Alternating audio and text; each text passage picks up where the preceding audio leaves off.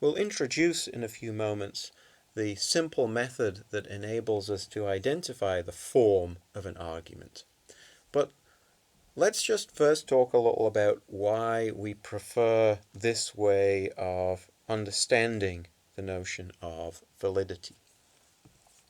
So, up until this point, when I've talked about valid arguments, I've suggested that a valid argument is one in which, if the premises are true, then the conclusion must be true. And what might be dissatisfying about this definition is reflecting on the idea that the truth of certain sentences must or may not make another sentence true. How are we to evaluate this idea that the truth of certain sentences must make something else true? There is some room, it seems, for ambiguity there or confusion, and so what we're going to introduce now are some alternative definitions and a more rigorous strategy that doesn't rely on this idea that if some things are true, then other things must be true. Okay, so let's start with some definitions then. And the first of these describes how arguments now are going to be considered valid if they are instances of a valid argument form. So if we're presented with an argument within deductive logic and we're concerned to evaluate whether it's valid, then what we really need to know is whether it's an instance of a valid argument form. Argument forms are valid if they have no counterexamples. So we've sort of shifted the burden now. In order to evaluate an argument, we need to evaluate whether the argument form is valid. But of course, this requires us to define a counterexample, and so this then brings us to the third and final definition. A counterexample is an instance of an argument form that has all true premises and a false conclusion. So, to evaluate whether an argument is valid, we need to evaluate whether its form is valid. To evaluate whether the form is valid, we need to establish whether there are counterexamples. A counterexample to an argument form is an instance of that form that has all true premises and a false conclusion. So how do we identify the form of an argument? Well, we start by looking for these special terms that we've emphasized earlier in the lecture. Things like or, if then, and not. So let's return to an argument that we've already seen. If David is a philosopher, then he is not a banker. David is not a banker, therefore David is a philosopher. And this was something that we interpreted, or translated I should say, as P horseshoe gate Q, second premise gate Q, and the conclusion was P. This, it turns out, is an invalid argument form. It's an invalid argument form. Even if all the premises are true, the conclusion might still be false. To see that this is an invalid argument form, I'm going to give you another argument, and I'm going to try and convince you that this argument has the same form as our original argument, and also that the new argument has all true premises and a false conclusion. So here is the new argument. If David got an A, then he did not fail. David did not fail, therefore David got an A. There are two simple sentences occurring within this argument. David got an A, David failed the exam. So we can allow P and Q to denote these two simple declarative sentences. And if we complete the translation, if we translate our argument from English into the symbolic language, then we get the same result as we have above. So that tells us that these two arguments have the same form. Two arguments have the same form if, in translating them into the symbolic language, we end up with the same outcome, the same result. Or maybe a slightly different way to say it, since both of these arguments have the if-then in one of the premises, since both of the arguments have a secondary premise which is identical to what comes with the then part of the if-then sentence, and since both of these arguments have the same sentence that's associated with the if as the conclusion, then they have the same form. Okay, so hopefully now you're satisfied that these two arguments have the same form. The second thing I said I needed to do was convince you that the second argument can have all true premises and a false conclusion. So to illustrate this, let's reflect on my performance in high school art, which was a fairly standard kind of course.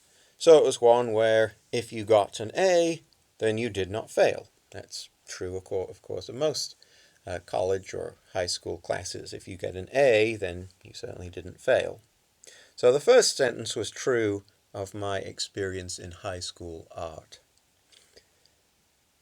It was also true of my high school art experience that I didn't fail. I didn't fail the course. So the second premise here is true. However, I wasn't very strong when it came to art at high school, and so I didn't manage to achieve an A. So the conclusion here, David got an A, is false. So we have all true premises and a false conclusion. If we look back at the definition of a counterexample, then we now see that our argument at the bottom left of the slide is a counterexample to the argument form that we're concerned with. It's a counterexample because it has all true premises and a false conclusion. Since the argument form has at least one counterexample, then we know that the argument form is invalid. It's not a valid argument form because it has counterexamples. It's an invalid argument form. And since it's an invalid argument form, then any argument that has this form is invalid. So this tells us that the first argument, if David is a philosopher, then he is not a banker. David is not a banker, therefore David is a philosopher. That argument is invalid because it's an instance of an invalid argument form. And we know that the form is invalid because we've just seen a counterexample.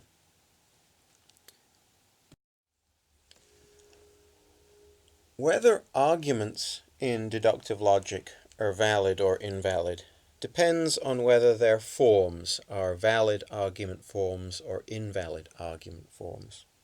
And this depends on whether we can find or discover counterexamples. Now, one limitation that might have occurred to you already here is that if we haven't found a counterexample, then we might be unsure whether our failure is explained by the absence of counterexamples or whether it's explained by our failure to look in the right places or think of the right kinds of arguments. So if you're trying to find something, then you might always be uncertain as to whether your failure to find it is because you haven't looked in the right places or whether you failed to find it because it's just not there.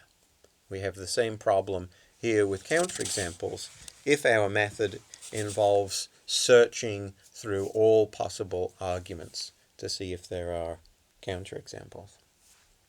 So what we need is a more systematic way of identifying whether counterexamples exist or not. And our symbolic language can achieve that once we recognize two additional features of the language which so far we haven't made explicit. One of these features of our language is that all sentences are presumed to be either true or false. Any sentence, whether simple or complex, in our symbolic language is either true or false. That's the first feature of the language, which turns out to be very important. The second feature is that our operators, those special terms like and, or, not, if then, these are what's called truth functional, which is to say, if you know whether the simple sentences are true or false, then you can determine with certainty whether complex sentences that involve these special terms are true or false. So to illustrate the simplest example, let's take our not operator. And what we see with our not operator is that if a sentence is true, then the negation of that, or saying not that sentence, that new sentence is false. Or alternatively, if our original sentence, P, is false, then the negation of that, or saying not P, that sentence would be true. So if P denotes David is English, for example, and if the sentence David is English is true, then gate P, it is not the case that David is English, David is not English, that would be false. If I tell you it's true that David is English, then you can tell me that the sentence David is not English is false. And similarly, if we have a sentence David is Australian, and we suppose that that is false, then the sentence David is not Australian would be true. If David is Australian is false, then David is not Australian would be true. So that's what we have here on the slide is known as a truth table. It tells us whether a sentence, not P, is true or false, depending whether the original sentence P is true or false. We can complete a truth table for all of our special terms, all of our operators. And this is a hugely important step in terms of understanding deductive logic. So let's set about completing this truth table for our key operators, our key terms. And we start by filling out what are known as the base columns. These are the columns beneath our simple sentences. So we need two simple sentences in this case, P and Q, because we're interested in complex sentences that have as their components two simple sentences. So the convention for completing these base columns is to start with the right-handmost base column, so that's the Q column, and then alternate true, false, true, false. Then we move one column to the left and double the number of trues, double the number of falses, and work down the table, so we get true, true, false, false. What we've accomplished here in completing our base columns is every possible combination of values for our simple sentences.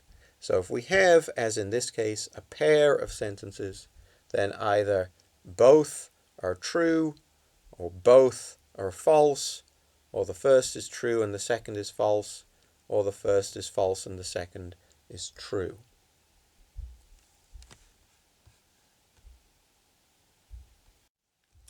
We can now start filling in the rest of the table. So let's start with the AND column, denoted with the small dot. And to help us, let's consider two simple declarative sentences, which we'll denote with P and Q. Annie is a doctor, Elise is a doctor. And so, of course, the conjunction, the AND sentence here, would be translated perhaps most naturally as Annie and Elise are doctors. So let's suppose, starting with the top row, that it's true that Annie is a doctor. And let's suppose that it's true that Elise is a doctor. What then would we say about the sentence, Annie and Elise are doctors? Would we say it's true or false? Hopefully you agree that we would regard that new sentence with the and as being true.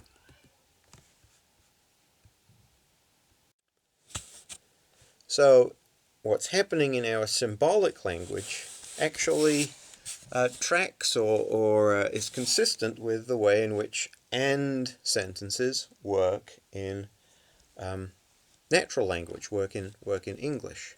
So if both parts here are true, or more technically both conjuncts are true, then the conjunction is true. Let's move down to the second row. And so now we're supposing that it's true that Annie is a doctor, but we're supposing it's false to say that Elise is a doctor. So Elise is not a doctor. The sentence, Elise is a doctor, is false. What, in this case, would we say about the sentence, Annie and Elise are doctors? Hopefully, it's clear to you that in English we would probably regard the conjunction, the and sentence, as false. And that's the way we regard a conjunction in our symbolic language if it has one true premise and one true conjunct and one false conjunct. And the same is true if we reverse the order here. So if the first conjunct is false and the second conjunct is true, then we regard the conjunction as false. Similarly, if it's false that Annie is a doctor and false that Elise is a doctor, then within English, I think most of us would recognize that the sentence, Annie and Elise are doctors, is false. And that's what we get in the symbolic language. So, a quick way to summarize these results for the conjunction, for the and sentence, is that a conjunction is true if both conjuncts are true, but otherwise the conjunction is false. Let's move on to the or sentence. And these are known within logic as disjunctions. And the P and the Q are known as disjuncts. And this time let's work from bottom to top.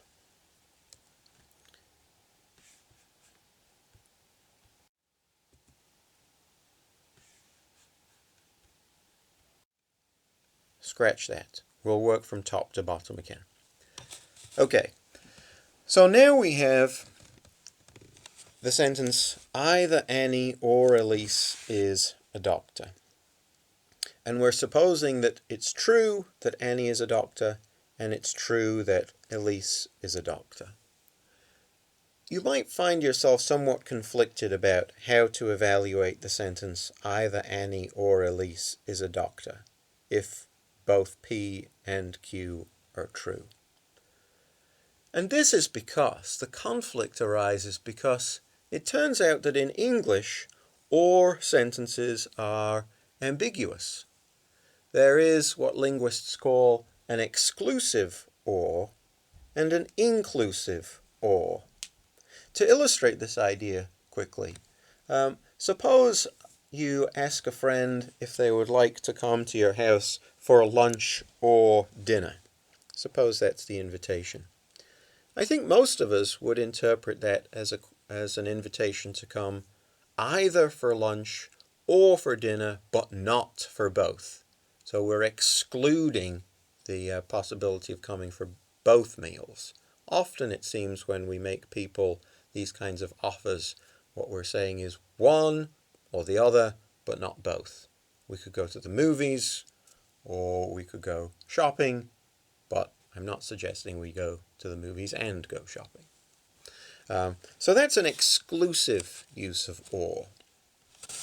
But now suppose you're ordering coffee and the barista asks if you want cream or sugar, I think most of us would interpret that question inclusively. In this case, it seems that saying that you want both cream or sugar is quite within the bounds of social respectability.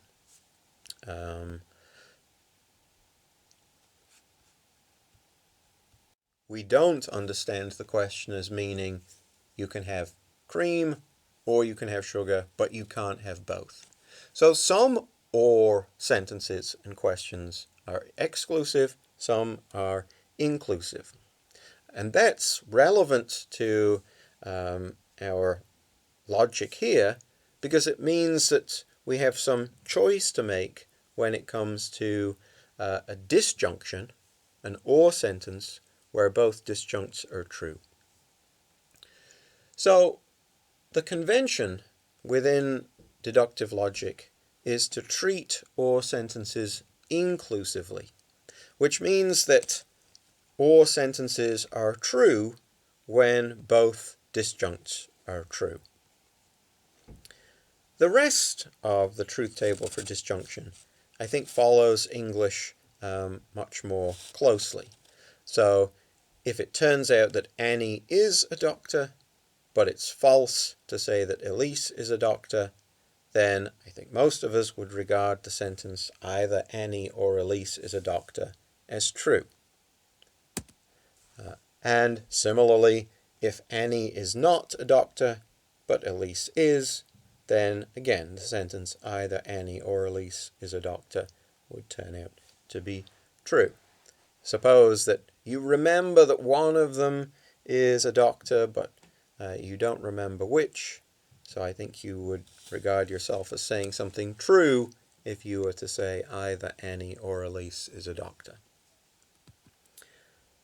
Finally, we get to a disjunction with both false disjuncts. So what would we make of the sentence either Annie or Elise is a doctor if it's false to say that Annie is a doctor and false to say that Elise is a doctor? Hopefully it's clear that in that case we would regard the disjunction as false. So we can summarize this column as a disjunction is false if both disjuncts are false but true otherwise. This then brings us to the final and perhaps most difficult column on the truth table, the conditional. Suppose that we consider the sentence, if you study, then you will pass. If you study, then you will pass. And suppose it's true that someone studies, and suppose it's true that they pass. Maybe we regard that as evidence that what was initially asserted when someone said, if you study, then you will pass, is true. Maybe that's a reasonable way of understanding if-then sentences in English. But certainly within our symbolic language, we regard a conditional sentence, an if-then sentence, as true if both parts of it are true.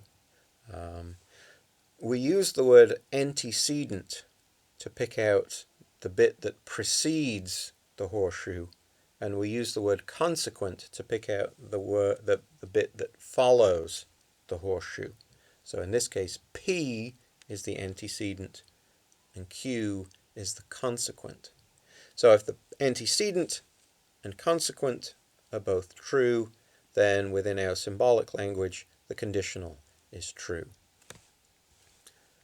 But suppose I say, if you study, then you will pass, and suppose you do go away and study, and suppose that actually you do not pass, so it's false to say that you passed.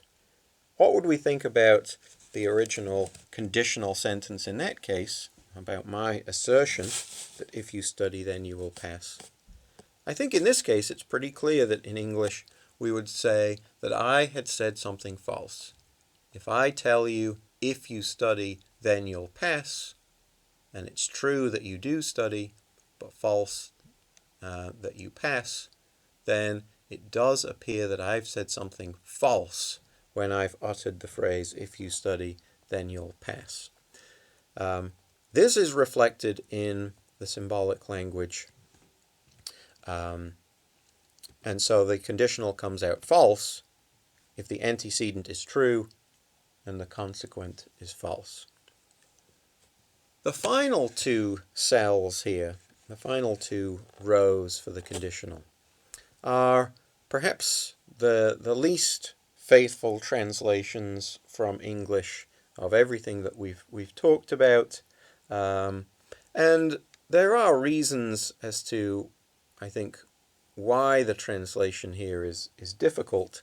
But rather than go into those reasons, I'm just going to state that a conditional sentence is true if the antecedent is false.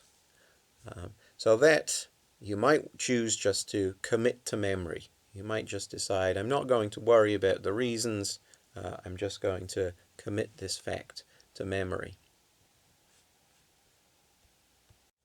If you are curious to learn more about the reasons, then you will find things either in the text or you could search online for suggestions.